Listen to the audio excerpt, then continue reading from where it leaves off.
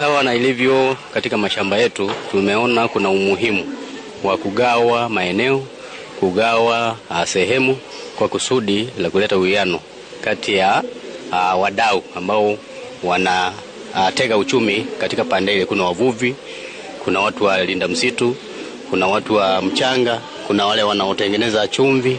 Hapa Kenya tumekuwa na tabia ya kutengeneza sheria nzuri, maelekezo mazuri, lakini hatimaye yanakuwa makaratasi tu yenye maandishi mazuri, ila kutimilizwa hayapo. Lakini mara hii tunataka tuwe wazalendo, kwa sababu tumekuwa na hiyo shida nyuma, turekebishe.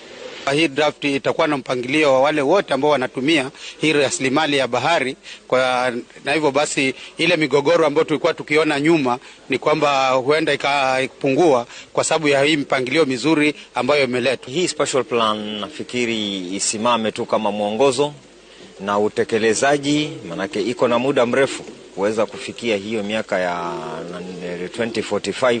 Hicho ni kipindi kirefu sana, lakini inategemea kila jukumu la stakeholder, kila stakeholder kuanzia serikali kuu ya county, washikadau tofauti wakiweza kushikana na kuiona kama ni karatasi ambayo inaweza kutumika kuweza kufanya yale ambayo yanafaa, yanapaswa, basi itakuwa ni vyema zaidi.